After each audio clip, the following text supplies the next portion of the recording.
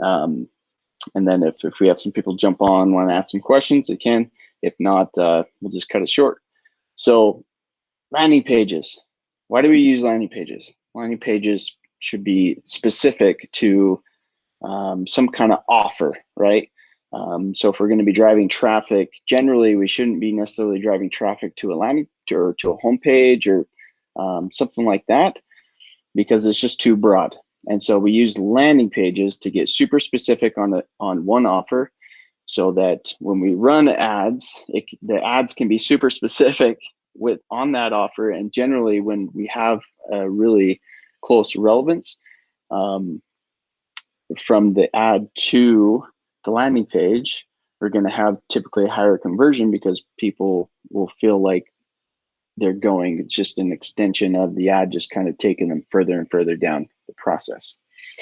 And so I'm going to share, I got this here. So I'm just going to show you some examples here. So Squarespace does a really good job. They are a pretty big company.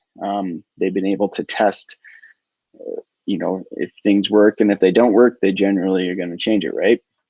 And you'll see also with Zoho, for example, there's some similarities to all these landing pages. Okay, the first thing I want you to look at is the headline.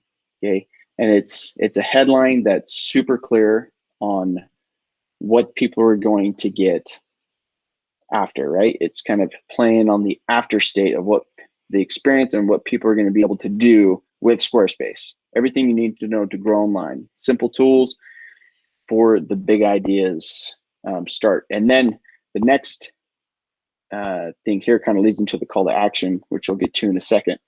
But if you look on here, it's just super simple, right?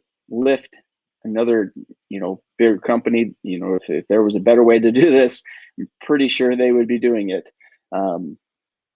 This is another great example of a headline that's clear. Zoho is another one, right? Build everlasting customer relationships. It's talking to the after state, talking in the after state kind of voice there. Okay, the second thing that we need to have is a call to action, right? What do you want? What's the next step people need to do on this journey? So they come here, build everlasting customer relationships with the world's favorite CRM. They have a watch overview here. And then there's the form, right, that they want people to fill out. Over here on Lyft, I think Lyft does a little better job with this, because they're like, hop in, crack a window. It's like they're having a conversation. So let's get you to apply for a drive or sign up to ride. Which type of this is kind of speaking to a couple different avatars that they're kind of bringing into the mix. Squarespace is the same thing. It's just an extension of the conversation, right? Everything you need to go online. Simple tools for your big ideas. Start your free web trial today. No credit card required. Another thing that's kind of like reducing the risk. And then a big fat get started. The one thing that is different between Lyft and Zoho, they have the call to action, but I think one thing that Squarespace has done really well is they've limited their navigation up here. So it's simple, and it doesn't necessarily detract from the call to action. And as you can see here, when you first looked at this, generally you're going to see the logo here, and then immediately go to the right and they see the call to action, and it's the same call to action, same color, same everything. So those two things so really the three things that we've kind of went over today is the landing page needs to be specific on a specific offer. It needs to be offering one thing that people need to do. We need to try to limit it to just one thing. What's the one thing you want people to do on that landing page? And then gear everything towards that. And then as you kind of scroll down, it's just going to be an extension of kind of explaining services, and as people need more information and stuff like that, and generally you're going to have testimonials and talk to the different avatars and kind of show your team on what all this kind of stuff looks like. And it's the same thing here. You know, we're going to have testimonials, just an extension with another call to action, apply to drive, get a ride. It's just more extension, just kind of providing more information as you kind of go along. So the big things are be clear on your offer. Okay, have a compelling and clear headline and have a direct call to action. Ideally, your call to action should be in the top right and somewhere in this area, in this general area.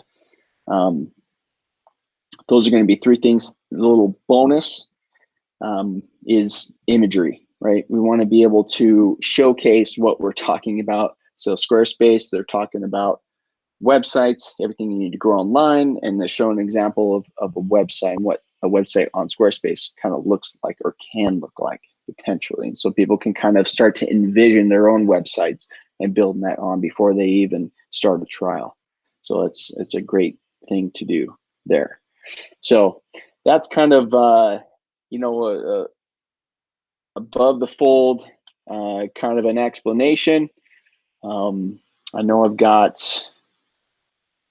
one person on here. If you have questions, just drop it in.